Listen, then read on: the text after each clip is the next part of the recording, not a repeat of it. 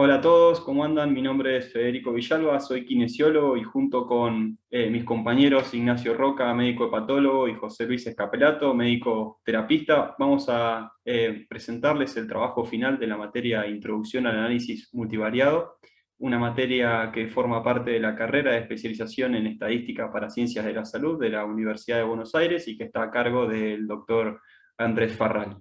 Vamos a llevar a cabo una presentación de este tema que es componentes principales como una estrategia de reducción de dimensionalidad, explicado bajo una base de datos extraída de un videojuego, de una base de datos de jugadores de un videojuego. Entonces, los objetivos que vamos a plantear para esta presentación son describir las nociones básicas de técnicas de reducción de dimensionalidad, específicamente de componentes principales, la presentación del problema que vamos a plantear y la descripción de la base de datos sobre la cual vamos a trabajar. Vamos a brindar una aplicación de la técnica de componentes principales, del análisis de componentes principales sobre esa misma base de datos.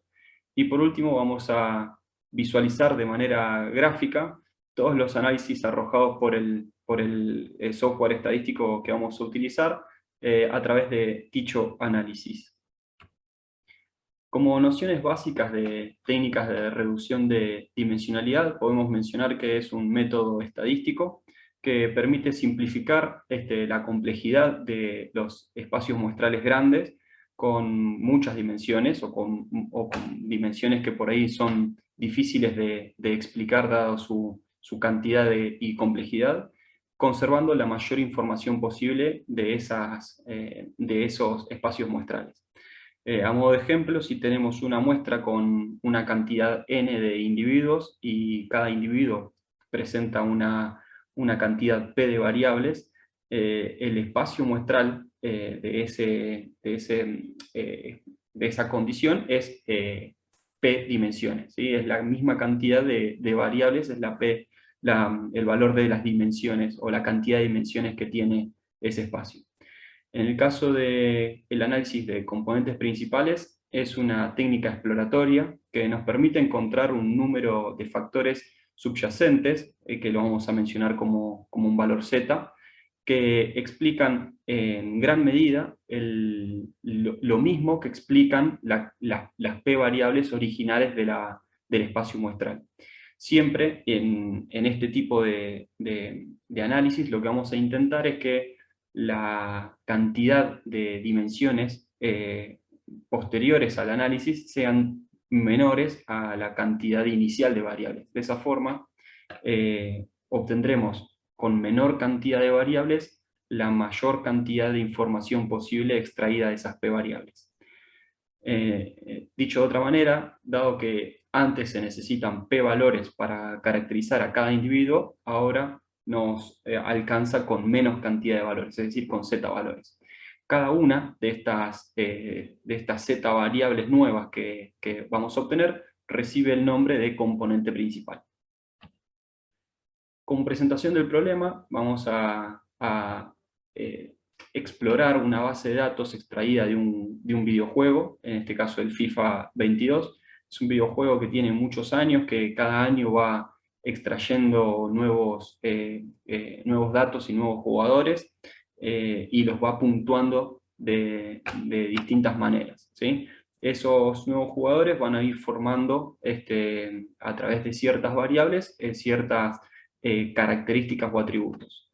Este juego tiene la capacidad de reportar esos valores y a través de esos valores poder ir haciendo ciertas estrategias a través del juego para lograr un mejor desempeño del equipo que nosotros estamos utilizando en ese momento.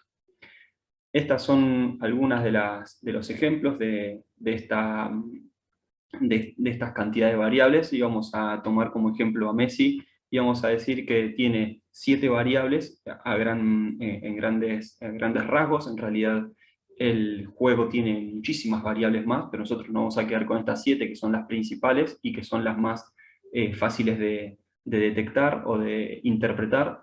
Por un lado tenemos la potencia, por otro lado tenemos el ritmo, después tenemos el remate o la capacidad de patear al arco, después tenemos la capacidad de hacer pases, la capacidad de driblear o de esquivar jugadores con la pelota cerca del pie, una capacidad de defensa o de capacidad de tener buen desempeño en cuanto a la defensa y una capacidad de mentalidad o capacidad cognitiva para el juego, ¿no?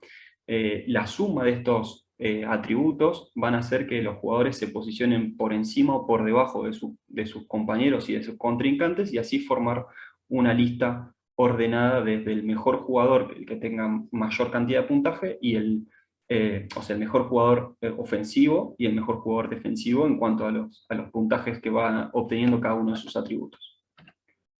Esta es la base de datos que extrajimos y que hemos pasado al software estadístico R, donde tenemos en la primera columna el nombre de cada jugador, en la segunda columna la posición que ocupa cada jugador en su equipo, y luego tenemos las 7 variables que mencionamos recién, con valores que van desde el 0 hasta el 100. Mientras más alto el puntaje, mayor capacidad de desarrollar ese atributo tiene el jugador.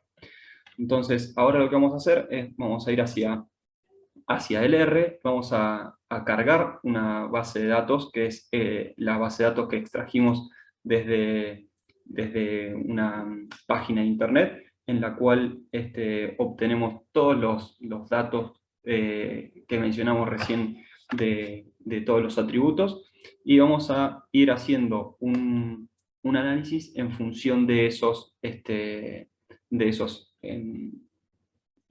atributos, ¿no?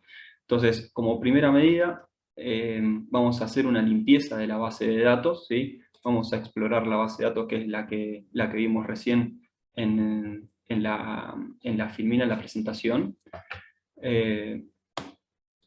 Bien, esta es la base de datos que mencionábamos recién, donde tenemos los distintos atributos, los nombres de cada jugador y la posición que ocupa cada jugador en su club donde se desempeña. Entonces, lo primero que vamos a hacer es una limpieza de esta base de datos.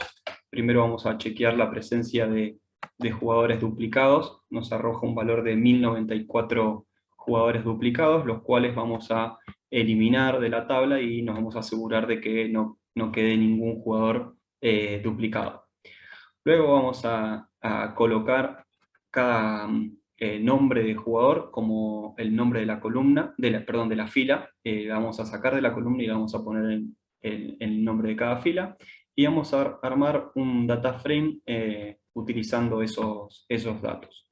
De ese data frame nos vamos a quedar solamente con las variables de tipo cuantitativas, ¿sí? De tipo continuas, que son los 7 atributos que mencionábamos anteriormente, para utilizar como método de reducción para analizar el análisis de reducción de dimensionalidad. Entonces nos quedamos con un data frame para utilizar para hacer PSA, y vamos a chequear que no haya datos faltantes. En este caso tenemos 12.000 datos faltantes, que son los correspondientes a las distintas variables que forman parte de los arqueros. Los arqueros en estos 7 atributos tienen datos faltantes, entonces en este caso, como no nos van a ser útiles para el análisis que queremos realizar, los vamos a eliminar tanto de la base de datos como del análisis de la base de datos que utilizamos para PSA.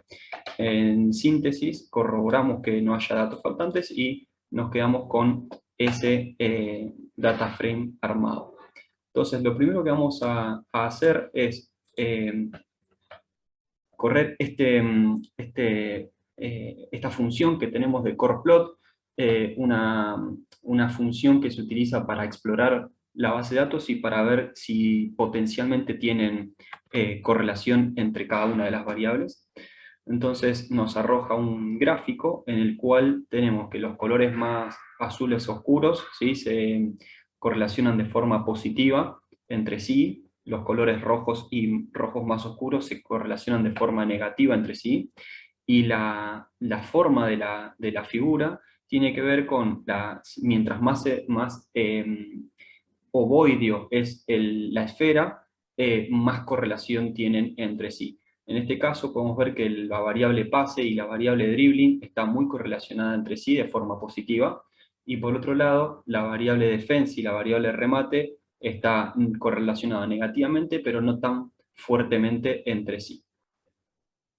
Como segunda opción para evaluar esta correlación tenemos el test de correlación de Bartlett, en el cual se testea la hipótesis nula de esfericidad, o sea, es decir, la ausencia de correlación, y como tenemos un p-valor cercano a cero, en este caso es tan cercano a cero que nos reporta como valor cero directamente, podemos decir que hay correlación entre las distintas variables. Tenemos dos métodos más para evaluar esta alternativa, que es la evaluación del cálculo de determinantes a través de esta función, en la cual vemos que los valores cercanos a ceros indican correlaciones de presencia de correlación entre variables, y mayores a cero, perdón, y mayores a 1 indican ausencia de correlación o se escapan un poco de esa posibilidad. Entonces, como tenemos un valor de 0,012, podemos decir que hay correlación entre las variables. Y por último, el método de Kaiser-Meyer-Olkin, donde nos brinda un valor de correlación general para todas las variables exploradas y con un valor de correlación entre cada variable, obteniendo un valor de 0,6 como una variable, como una correlación general para todas las variables, y con estos valores que están acá abajo para cada variable individual. Entonces, en definitiva, todos estos test utilizados nos brindan como una especie de idea global de correlación entre cada una de las distintas variables, lo cual nos indica que es factible la aplicación de análisis componentes para reducir la dimensionalidad del problema y mejorar la comprensión de este problema. Entonces, en los siguientes videos vamos a ver cómo se lleva a cabo el análisis de componentes principales.